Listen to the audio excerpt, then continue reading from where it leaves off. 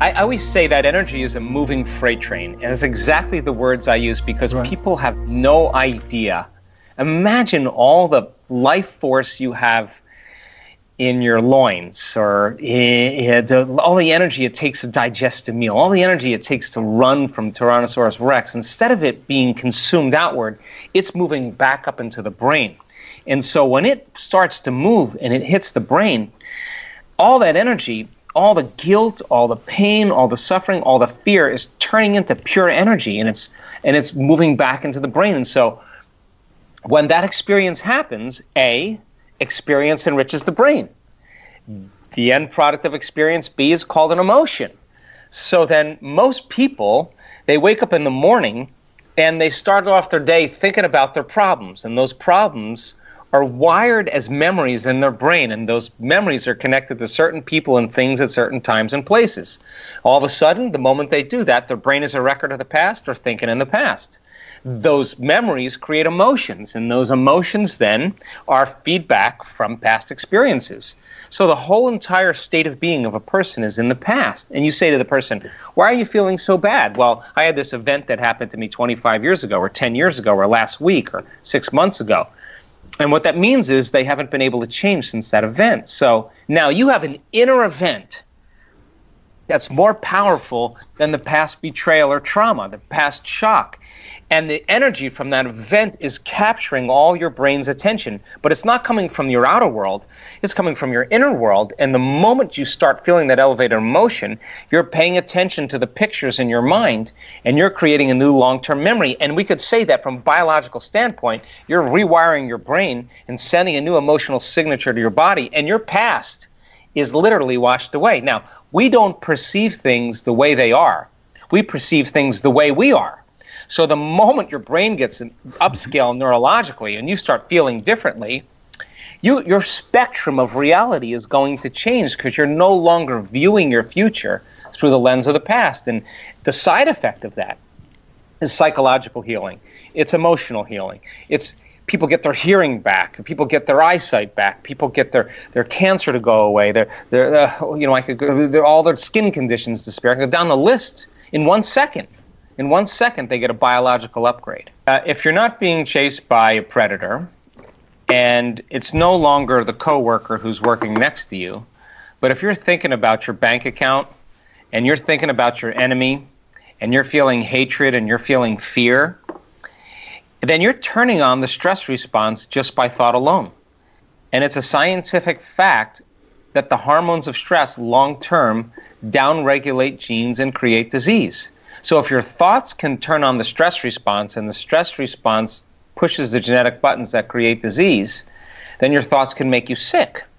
So the question is, if your thoughts can make you sick, can your thoughts make you well? So if 95% of those thoughts are unconscious thoughts, then it makes sense then that people could be a good person. They could really be a wonderful person, but they got a program running behind the scenes of their awareness that is signaling the body emotionally, and that program is programming a gene. So then if 70% of the time people live by the hormones of stress, then more than likely most effects in our life, most things in our life that stress us wind up as emotional or psychological stress.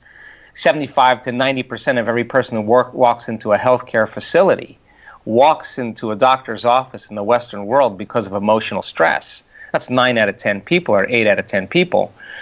Then you got to say to a person, man, we have to start addressing our emotional reactions. So yeah, and if your immune system is beat up because of the hormones of stress, and now you're sensitive to everything. You may have food allergies, you may have rheumatoid arthritis, you may have MS. Those are all immune-mediated conditions. So then diabetes, everything else, all of a sudden comes from lifestyle. So then if your thoughts can make you sick, then it begs the question, can your thoughts make you well? So now, it's not enough to just think a positive thought. As I said, if you're feeling really negative, you gotta open your heart, because if you're saying I'm wealthy, I'm wealthy, I'm wealthy, I'm healthy, I'm healthy, I'm healthy, but you're feeling bad, that thought is never going to make it past the brainstem to the body. It's going to stop right there. But if a person all of a sudden starts their day with opening their heart and feeling gratitude, and appreciation and kindness and care and love for life, well, and if their body's actually feeling that, their body, as the unconscious mind, doesn't know the difference between the experience in their outer world and the experience in the inner world. The body's believing it's in a new outer environment. So then they'll begin to accept, believe, and surrender to the thoughts equal to that emotional state. And they'll begin to program their autonomic nervous system into a different destiny. Well, think about it. The emotional signature of gratitude means something has already happened. You give thanks when you get something, when you receive something. So if you're giving thanks before you're receiving it, your body's believing it's already happened.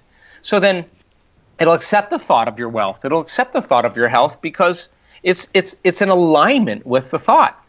So then if a person does that enough times and they're walking around in a state of gratitude, then they're going to feel like their future has already happened. And if they feel like their future has already happened, they're less likely to try to force outcomes and control outcomes or try to predict outcomes because they're no longer living in anxiety and fear. They know. And so teaching people how to do that and sustain the state with their eyes open is what 2018 is about in our work. If this was easy, everybody would be doing it. This goes against generations untold of conditioning to fear and conditioning to lack, to separation, to emptiness, to guilt. We're raised with a very strong conditioning into limitation, and so imagine like the thought is the electrical charge, the feeling is the magnetic charge. Change how you think and feel, you change your energy. You change your energy, you change your life. Almost 30 years of doing this, I can tell you, nobody changes until they change their energy. Yeah. And so then think. If you're connected to the energy of your future and you're feeling gratitude and you're in that energy and all of a sudden you start feeling fear or anxiety or worry or impatience, you just disconnected from the energy of your future.